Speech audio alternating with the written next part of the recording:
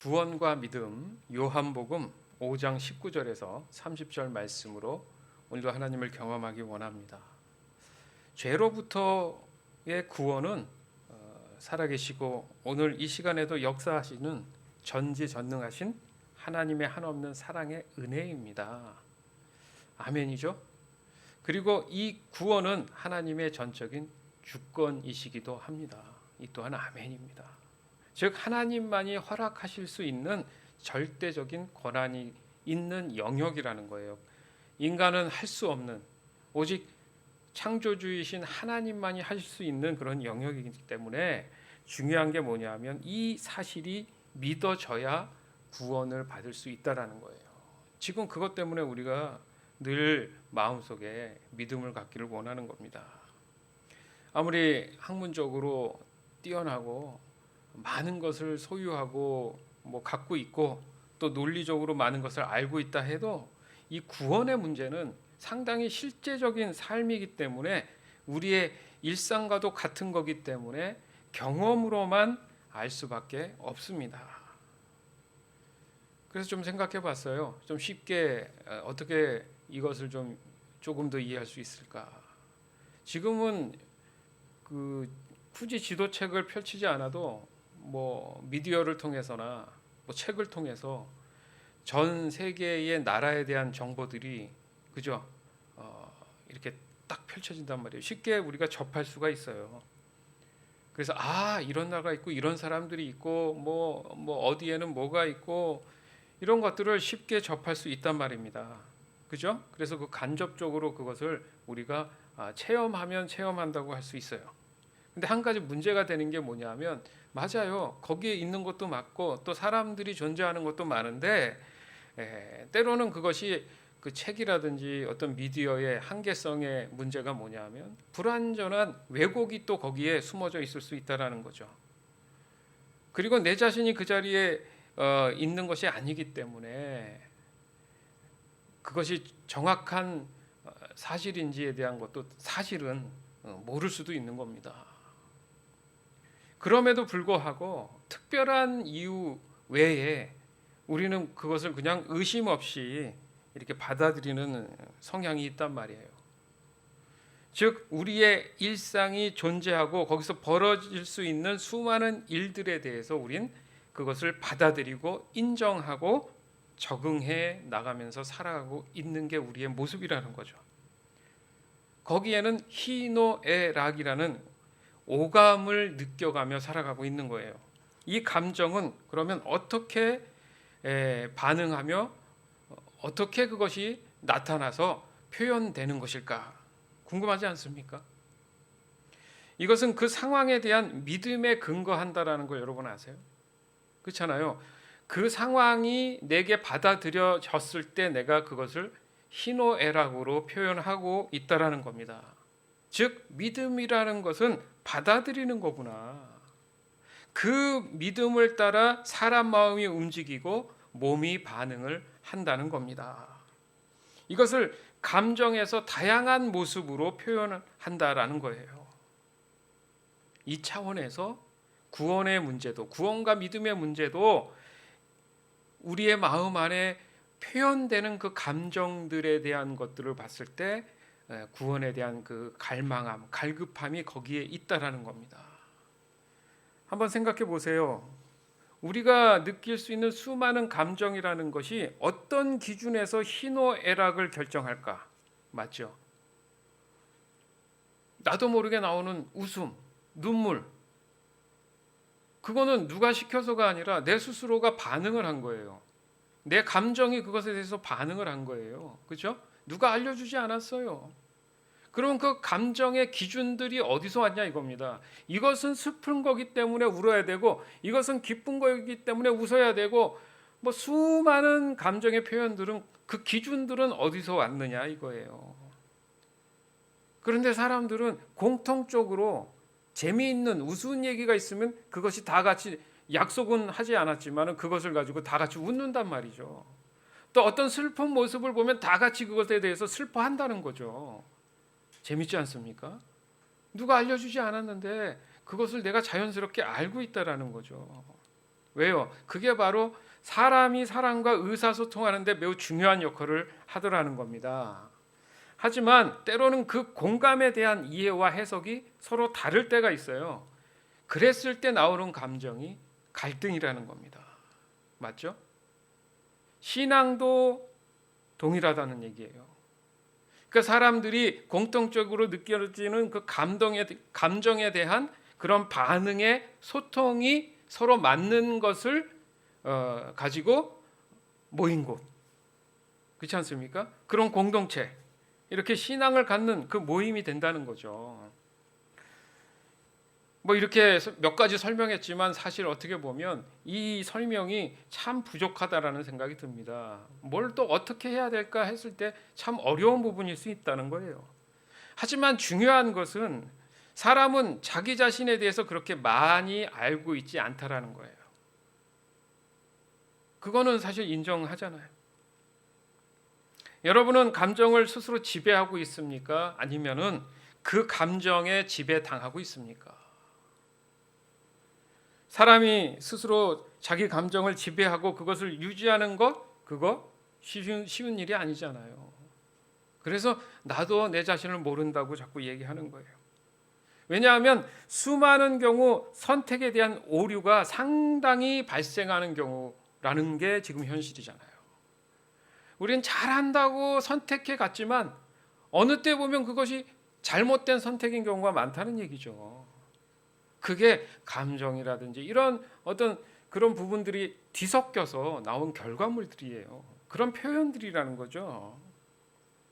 같은 사건이나 같은 사물을 보면서도 다른 해석이나 다른 정의가 내려지는 경우가 그렇다는 겁니다. 그럼 우리가 말하는 이 마음이라는 것이 이 감정에 상당히 영향을 받게 되는구나. 그래서 어떤 것을 선택할 때 그 감정에 따라서 마음도 달라지는구나. 맞죠? 그래서 이 감정은 자신이 살아온 환경에 대부분 지배를 받고 있는 거구나. 이렇게 여러분들 이해하면 됩니다. 그렇기 때문에 자신도 모르게 이미 마음에 결정한 것들이 상당히 많다라는 거예요. 결정해 놔버리는 것. 그것을 사람들은 확신이라고 생각을 하는 거예요. 그게 바로 믿음이라고 말하는 거예요. 좀 복잡할 수는 있는데 이 감정이라는 것을 보니까 연구해 보니까 정말 우주와도 같다라는 거예요. 이런 불완전한 사람들의 감정은 믿음에도 상당한 영향을 주더라는 겁니다. 즉 쉽사리 믿어지지 않는 경우들이 많다라는 거죠. 그러나 어떤 경우에는 어때요? 스파크가 일어나는 것처럼 불꽃이 튀는 것처럼 바로 그 믿음이 일어나는 경우가 있어요. 아니면 때론 시간이 걸리는 경우가 있다라는 거죠. 무슨 말을 하고 싶으냐면 이 감정의 주체는 늘 내 자신이었다라는 겁니다. 그러나 이 믿음은 그렇지 않다는 거예요. 이 믿음은 감정과 다르게 이미 존재하고 있는 그 어떤 대상이라는 거예요. 이미 사실 팩트처럼 존재하고 있는 그냥 대상인 거예요. 내 감정과 상관없이. 여기서도 중요한 것은 그 존재의 사실을 인정하는 데 있어서 나의 감정이 여전히 갈등을 하고 있다는 거죠. 지금 우리가 고민하는 것이 바로 그 갈등의 시작이 어디서 왔느냐 이거 아닙니까? 그것을 누가 그렇게 하도록 했느냐 이거예요.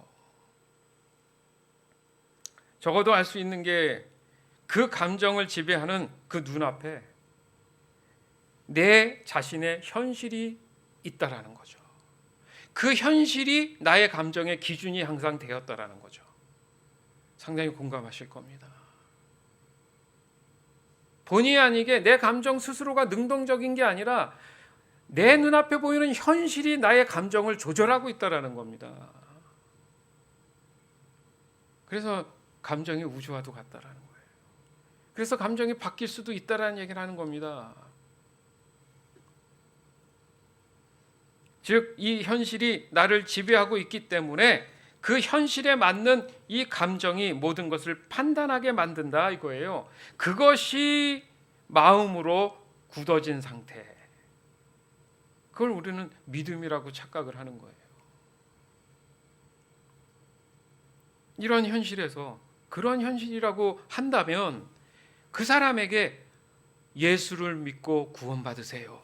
예수님이 당신의 구주 되십니다.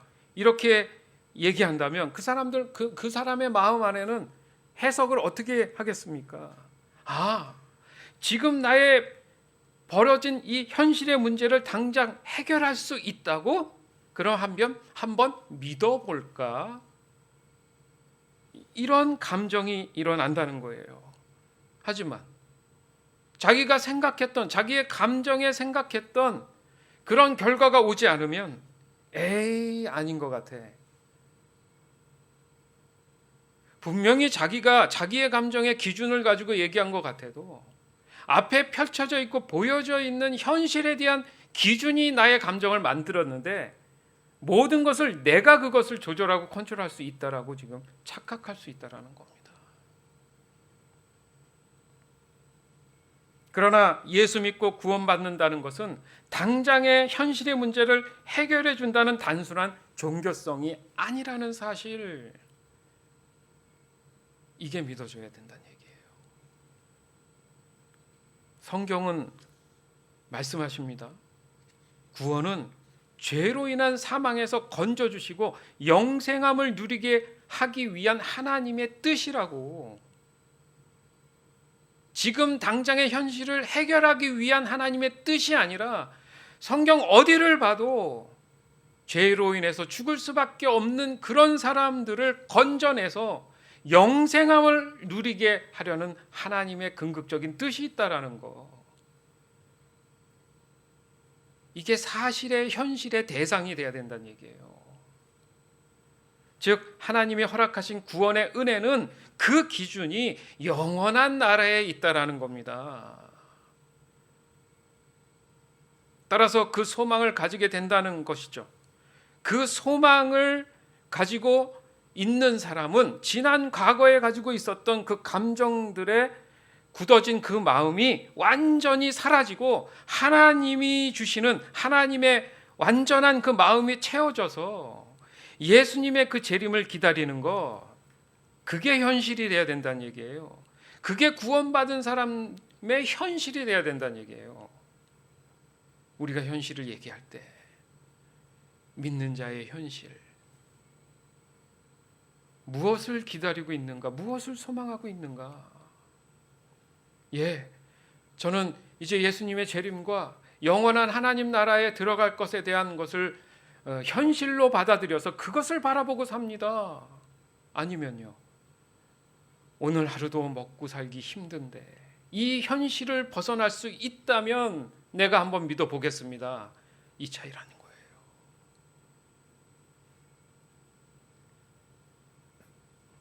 즉 동일한 일상이 성령 하나님이 주시는 이 감정들에 대한 재해석이 일어나야 된다는 얘기예요.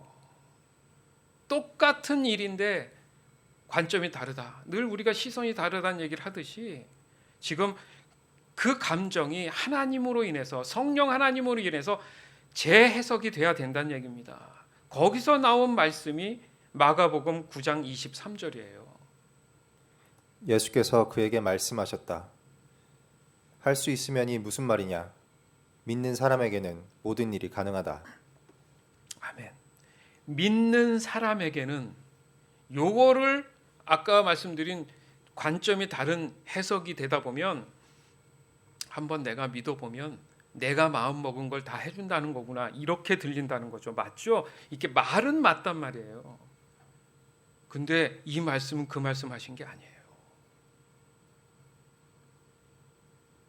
하나님이 내 안에 계시면 하나님의 뜻을 알고 그 믿음을 따라 순종할 수 있게 됐다, 이겁니다. 자, 이것에 대한 해석은 이제 이따가 잠시 후에 또 나옵니다. 그러니까 사람의 한계 속에 있는 그런 현실의 어려움이 믿는 사람은 하나님의 아들이신 예수 그리스도의 이름으로 인해서 지혜를 얻게 돼서 그 문제를 바라보게 된다는 거죠. 그래서 이 사실을 믿는 사람들 모두는 눈앞에 보이는 당장의 문제에 자신의 감정을 개입하지 않는다는 거예요. 가장 선하신 방법으로 인도하실 하나님의 방법을 의심 없이 믿을 수 있고, 즉 믿어진다는 그런 입장이 되는 겁니다. 뭐가요? 하나님의 방법을, 즉 하나님을 이용해서 내 배만 채우려는 그런 생각이 아니고 모든 사람이 함께 행복할 수 있고 그 행복을 누릴 수 있는 자유함을 느끼는 그 감정을 갖게 된다는 겁니다. 예수님은 우리의 구원을 위해서 오셨습니다. 이것은 하나님의 뜻을 이루시고자 하는 그 아들 되시는 예수님의 전적인 순종이잖아요. 그렇기 때문에 예수님을 보면서 우리는 그 순종을 보면서 믿음의 근원이 거기 있구나. 믿음의 근원이 거기 있구나. 그래야 예수를 믿게 된다는 거예요. 그러니까 예수 믿고 구원 받으세요라는 것은 뭡니까? 그 믿어질 수 있는 것들의 기회를 얻는 거란 얘기죠. 이것이 모든 사람이 함께 행복을 누릴 수 있는 자유함을 얻는 우리를 향하신 하나님의 사랑이신 겁니다. 따라서 우리의 참 구원은 참 믿음에서 시작된다 이겁니다. 뭐라고요? 참 구원은 참 믿음에서 시작된다. 참. 그러니까 진짜 구원은 진짜 믿음에서 시작된다. 그래서 이 참 구원을 갖는 일에 우린 더욱 신실한 신앙생활을 해야 된다는 얘기를 하는 거예요. 자꾸 다른 생각 들어오지 않도록. 요한복음 5장 19절에서 23절. 예수께서 그들에게 말씀하셨다. 내가 진정으로 너희에게 말한다. 아들은 아버지께서 하시는 것을 보는 대로 따라할 뿐이요 아무것도 마음대로 할 수 없다. 아버지께서 하시는 일은 무엇이든지 아들도 그대로 한다. 아버지께서 아들을 사랑하셔서 하시는 일을 모두 아들에게 보여주시기 때문이다. 또한 이보다 더 큰 일들을 아들에게 보여주셔서 너희를 놀라게 하실 것이다. 아버지께서 죽은 사람들을 일으켜 살리시니 아들도 자기가 원하는 사람들을 살린다. 아버지께서 아무도 심판하지 않으시고 심판하는 일을 모두 아들에게 맡기셨다.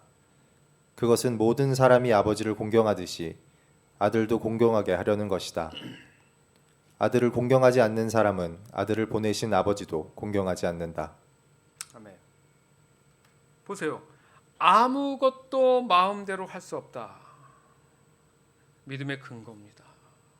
전적으로 하나님이 하시는 것에 대해서 나는 그 자리에 서 있을 뿐인 거예요. 마치 딜리버리 하는 사람처럼. 그리고 아버지께서 하시는 일을 무엇이든지 아들도 그대로 한다. 아들 되시는 예수님이 임의로 하는 게 아니라 예수님을 통해서 하나님이 일하신다는 거예요. 이것이 구원을 위한 믿음의 정의라는 거죠. 즉 사람의 감정이 아닌 전적인 하나님이 주시는 감정에 오로지 순종하는 것이 가장 복된 삶이다. 다시 말해서 믿음의 기준이 곧 예수 그리스도가 돼야 된다는 얘기입니다. 이 믿음의 기준을 어디에서 찾을까 했을 때 뭐라고요?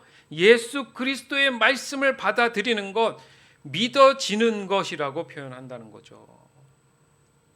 그래서 우리가 기도할 때 언제나 누구의 이름으로 해요?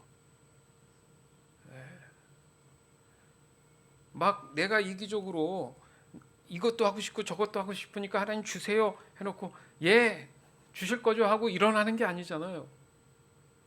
항상 예수 그리스도의 이름, 주 예수 그리스도의 이름으로 기도하는 게 여러분 궁금하지 않았습니까? 예수 그리스도의 이름으로만이 가능하다. 믿음의 근원이시니까. 예수님으로 인해서 내가 믿음을 가질 수 있었기 때문에 예수 그리스도의 이름으로 가능하다라는 거예요. 그러면 성령께서 지혜를 주시겠죠. 예수님의 말씀 안에 내가 어떤 생각을 가지며 살아가야 되는지를 주시겠죠. 그것을 순종하는 것. 그것이 결과적으로 참 구원을 얻는 길이다. 이겁니다. 그럼에도 불구하고 돌아서서는 또다시 자신의 감정에 충실하는 모습이 과연 있다면 그건 모순인 거 아니겠습니까? 모순이잖아요. 그래서는 안 됩니다. 그래서는 안 되는 거예요. 그러고 어떤 일들에 대해서 하나님이 돕지 않으셨다? 그게 모순인 거예요. 하나님은 분명히 우리의 연약하심을 100% 아십니다. 그래서 그 부족함을 늘 인정해 주십니다. 그렇기 때문에 항상 우리와 함께 하시길 원하는 거예요. 어린아이가 물가로 걸어가면 부모님이 걱정하잖아요. 그러니까 항상 지켜보잖아요. 맞죠? 그래서 항상 손을 붙잡거나 항상 함께 하면 안전하니까 그 마음. 처음에 뜨거웠던 그 감정, 하나님을 향한 그 믿음과 사랑이 식어져서 자꾸 또 세속화될 수 있기 때문에 하나님이 어떤 방법으로 우리에게 그 믿음을 지켜낼 수 있을까 했을 때 곧 예수 그리스도를 우리에게 보내주신 거예요. 그래서 늘 함께 하시기를 원하는 거.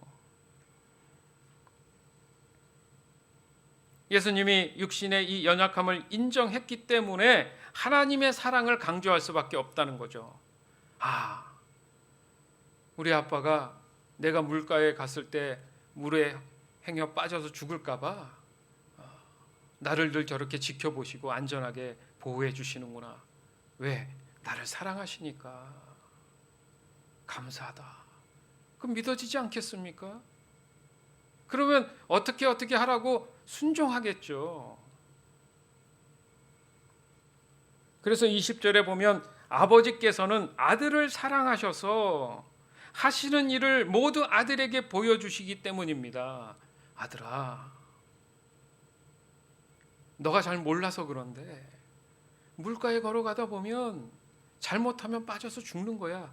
몰랐어요, 아빠. 저 물이 나에게 죽음을 주는지 몰랐어요. 아니야, 그건 죽음을 주는 거야. 그러니까 가지 마. 알려주시는 거예요, 이렇게. 예, 아버지, 그렇게 하겠습니다. 그게 순종이고요. 또한 이보다 더 큰 일들을 아들에게 보여주셔서 너희를 놀라게 하실 것이다. 부활이죠. 영생. 그냥 세상살이의 어떤 그런 것의 안전함에 끝나는 게 아니라 영원한 삶에 대한 놀라운 하나님의 메시지가 깨닫게 되는 그 순간을 우리가 맞이하게 됐다. 그것이 구원의 기쁨이고 감격이다. 구원은 그런 겁니다. 즉 사랑하기 때문에 하시는 일들 모두를 보여주신다. 감사한 일 아닙니까? 왜 자꾸 그 다른 사람도 아니라 그 아들들이나 하여튼 뭐 딸들이나 자기의 어떤 자녀들한테 상속을 하는 이유가 뭐 어디에 있겠어요? 자녀니까. 믿는 우리에게도 동일하게 말씀하시는 거예요. 하나님의 그 아버지의 일을 보여주시는 것은 우리의 현실에 대한 지혜를 허락해 주셔서 어떤 선택을 하며 어떤 마음으로 살아가야 하는지를 알려주시는 거예요. 여러분 혼자 고민하지 마세요. 답이 있습니까? 여러분이 고민해가지고 답이 빨리빨리 나왔으면 지금의 현실에 그렇게 힘들어합니까? 작은 거 하나라도 뭔가 잘 되면 막 기뻐서 소리 지르고 즐거워하지 않습니까? 그만큼 그 소중함을 알지만 또 반대로 얘기하면 그게 내 마음 내 뜻대로 잘 안 되는 경우가 얼마나 많아요. 따라서 저와 여러분이 온전한 믿음을 깨닫고 전적으로 하나님의 사랑 안에 있음을 날마다 확증하기를 이 시간 정말 주 예수 그리스도의 이름으로 간절히 축원합니다. 정말 제 마음 어떻게 표현할지 모르겠어요. 제 마음의 진심이 뭔가 이렇게 물건처럼 만들어졌으면 다 드리고 싶어요. 이게 사실이고 현실이니까. 이 믿음은 사실이고 현실이니까. 경험돼야 되는 거니까. 따라서 참 믿음은 참 순종으로 나타나는구나. 그래서 예수님도 모든 사람이 아버지를 공경하듯이 아들도 공경하게 하려 하신다. 왜? 아들을 공경하지 않는 사람은 아들을 보낸 하나님 아버지도 공경하지 않기 때문이다. 왜요? 자꾸 하나님이 어디 있느냐 안 보인다 했기 때문에 육신으로 예수님이 오셨잖아요.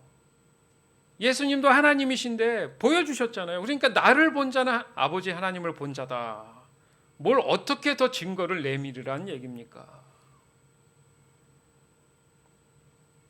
즉 우리가 지금 나누고 있는 이 구원과 믿음은 우리의 현실이며 실상인 줄 믿습니다. 그래서 우리가 살아갈 이유가 거기 있어야 된다는 거예요.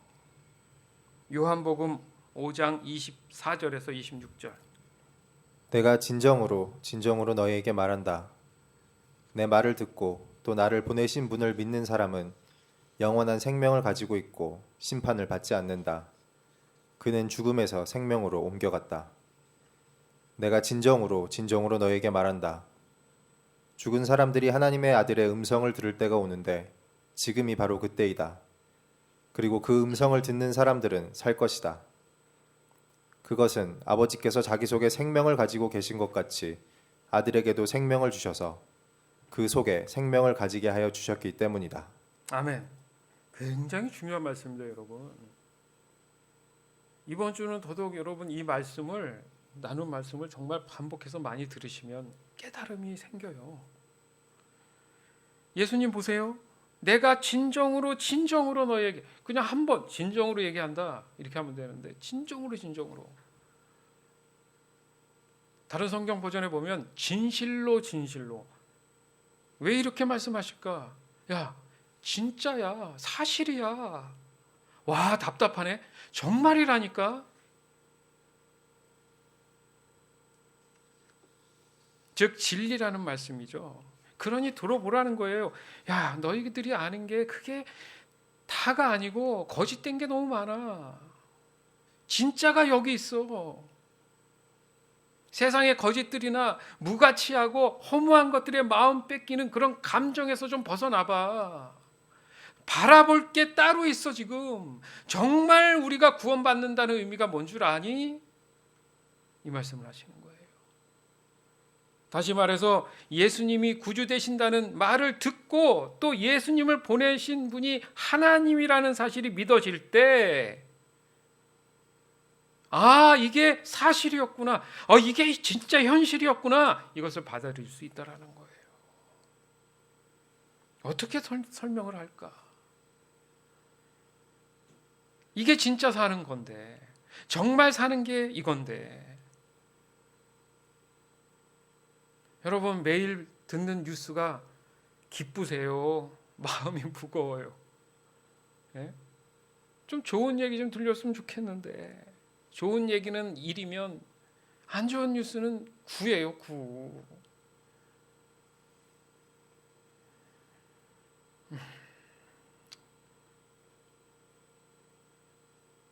흑인 분들, 그 아프리카계 분들이 좀 안 좋은 일들을 지금 여러 주에서 당했잖아요. 그래서 시위하고 이런 모습이 이제 방송되고 뭔가 좀 인종차별적인 얘기들이 지금 많이 나오잖아요. 그래서 교우가 그러더라고요. 저 시위하는 사람들 모습 보니까 저게 진짜 정의예요? 저 시위의 모습이 진짜 맞는 거예요? 라고 질문하는데 아유 다 컸구나 하도 생각 들었지만 그래서 잠깐 대화를 했지만 가슴 아픈 일이고 맞는 얘기예요. 그러면 정당하게 표현할 수 있는 이유야 어찌 됐든 정당하게 표현할 수 있는 그 평화와 자유로움을 가지고 해야 되는데 그것을 이용해서 큰 몰에 가서 약탈을 하고 그거는 정의를 위해서 외치는 게 아니고 자기의 사심을 위해서 그걸 이용한 거겠죠.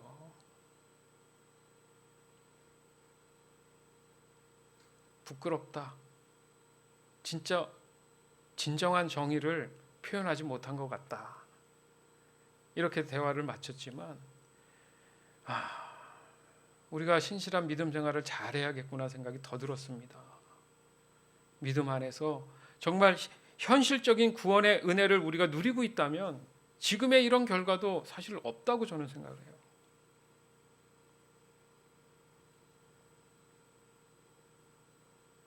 안 좋은 얘기가 너무 많으니까 자제하고 싶어요. 그는 죽음에서 생명으로 옮겨갔다. 이겁니다. 구원이라는 게 그렇잖아요. 죽음에서 생명으로, 사망에서 생명으로 옮겨갔다. 얼마나 믿어져야 하는지 예수님이 또 강조하시는 거예요. 바꿔 말하면 사람들은 이 복음을 들으려 하지 않는다는 거죠. 하지만 사실을 부정한다고 해서 사실이 거짓말이 되지 않는 것처럼 애써 부정할 그런 문제가 아니라는 거예요. 속히 인정하고 마음을 돌이켜서 구원함을 받기 위해 믿음을 받아들일 필요가 있다는 겁니다. 지금 시대적으로 더 절실한 거예요. 또한 사실이라는 근거를 위해 예수님이 생명이라는 이 단어를 여러 번 쓰셨어요. 사실은 존재한다는 거잖아요. 그 존재는 생명이 있음을 확인하는 순간 일어나는 거잖아요. 지금 왜 두렵습니까? 그 바이러스 때문에 죽을까 봐 두려운 거 아니에요. 경제가 회복되면 뭐합니까? 사람이 그냥 죽으면 아무 의미가 없잖아요. 생명. 정말 이 참 생명은 뭔가? 왜 생명을 얘기하셨을까? 죽음은 거짓의 결과고요. 생명은 진리의 결과이기 때문에 그렇습니다. 가뜩이나 요즘 가짜 뉴스가 판을 칩니다. 그걸 사람들이 현혹해요. 이 코로나 바이러스 때문에 보이스피싱이 또 유튜브를 통해서 여러분 또 그들이 사기를 치기 시작했습니다. 조심하셔야 돼요. 특별히 사업하시는 분들 힘들죠. 어디서 구할 돈이 없잖아요. 자금이 없잖아요. 그러다 유튜브 보면 광고들 이렇게 뜨는데 들어가서 저금리에 뭘 해준다고 조건 특별히 없다고 해갖고 들어갔는데 자기 정보 다 주는 바람에 도리어 협박해가지고 돈을 갈취하고 이런 일들이 얼마나 지금 사람의 마음을 피폐하게 만드는 줄 아십니까? 그게 구원이에요? 그게 구원입니까? 우리에게? 무엇을 믿어야 될까? 무엇을 믿음으로 받아들여야 될까? 돈을 믿음으로 받아들여야 될까? 그래서 아무 생각도 개념도 없이 분별하지 못하는 것이 바로 이 현실이라는 거예요. 반면 또 하나의 현실이 있는데 바로 생각이 깨어 있고 분별해서 선함이 무엇인지 정확히 알고 그것을 따라가는 거. 그것도 현실이잖아요, 여러분. 잘못된 것만 현실입니까? 아니잖아요. 언제나 그런 것처럼 늘 선과 악이 지금 공존하고 있다는 것은 다 알고 있습니다. 그 두 가지의 현실 속에서 구원과 이 믿음은 결국 선을 분별할 수 있도록 하는 현실 속에도 있다라는 거죠. 요한복음 5장 27절에서 30절. 또 아버지께서는 아들에게 심판하는 권한을 주셨다. 그것은 아들이 인자이기 때문이다. 이 말에 놀라지 말아라. 무덤 속에 있는 사람들이 다 그의 음성을 들을 때가 온다. 선한 일을 한 사람들은 부활하여 생명을 얻고 악한 일을 한 사람들은 부활하여 심판을 받는다. 나는 아무것도 내 마음대로 할 수 없다. 나는 아버지께서 하라고 하시는 대로 심판한다. 내 심판은 올바르다. 그것은 내가 내 뜻대로 하려 하지 않고 나를 보내신 분의 뜻대로 하려 하기 때문이다. 아멘. 선한 일을 한 사람은 부활하여 생명을 얻고 악한 일을 한 사람은 부활하여 심판을 받는다. 즉 선한 일도 현실이고 사실이고 악한 일도 현실이고 사실이라는 거예요. 근데 왜 자꾸 악한 일에 대해서 믿음이 더 가냐? 죄 때문에 그렇다는 얘기예요.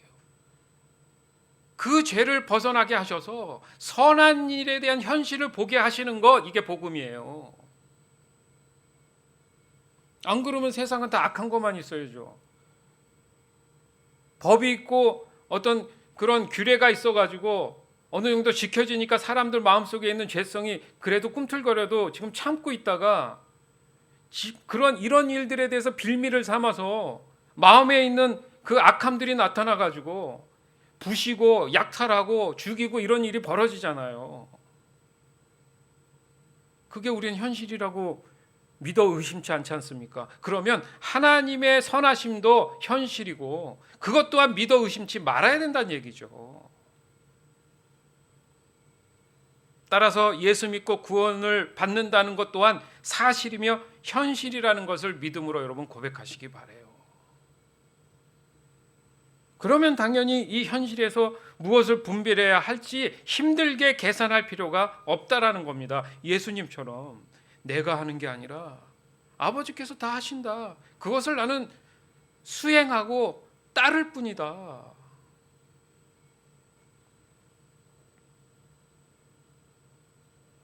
예수님이 그렇게 말씀하신 거예요. 나는 아무것도 내 마음대로 할 수 없다. 근데 사람들은 자꾸 자기 마음대로 하고 싶어서 죄악을 범하는 겁니다. 예수님이 마음대로 뜻대로 하지 못하기 때문에 죄악 가운데 들어갈 수 없는 거예요. 선한 일만 하실 수밖에 없는 거죠. 이미 하나님이 예수님 안에 계시니까. 곧 예수님이 곧 하나님이시니까. 믿어지는 것은 살아계신 하나님을 인정하는 것이구나. 그리고 이 모든 것을 주관하시는 분이 하나님이라는 사실을 받아들이는 거구나. 사람이 아무리 하나님이 없다 해도 사실인 것을 거짓이라고 할 수 없는 것처럼 그렇게 말한 사람만 부정할 뿐 그냥 사실은 사실인 거예요. 마치 지금 우리가 보고 느끼는 눈에 보이는 이런 것들이 다 현실이고 사실이지 아니라고 부인한다고 해서 그게 갑자기 아닌 게 됩니까? 그렇지 않다는 얘기죠. 그냥 사실은 사실이고 있는 것은 있는 거잖아요. 하나님은 살아계십니다. 하나님은 우리의 창조자 되십니다. 예수님은 우리의 구원자 되십니다. 사실이에요. 현실이에요.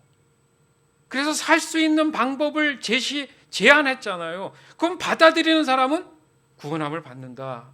아들의 말을 듣는 자는 생명을 얻는다. 이렇게 말씀하시잖아요. 안 듣는다는 얘기죠.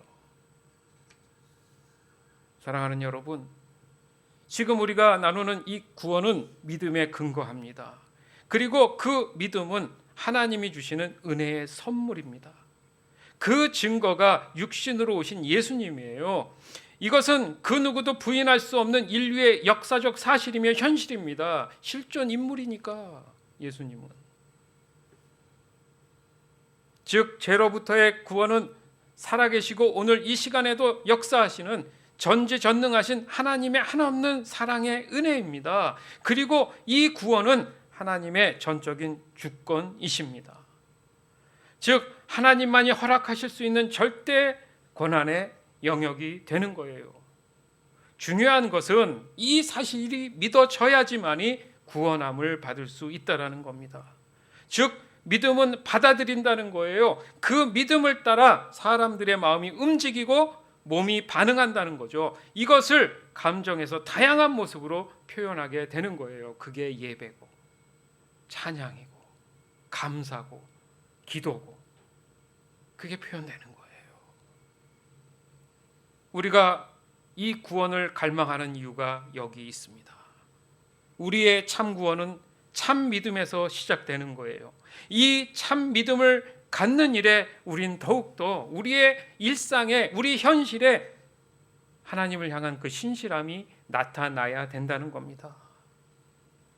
아무것도 마음대로 할 수 없다. 그리고 아버지께서 하시는 일은 무엇이든지 아들도 그대로 한다.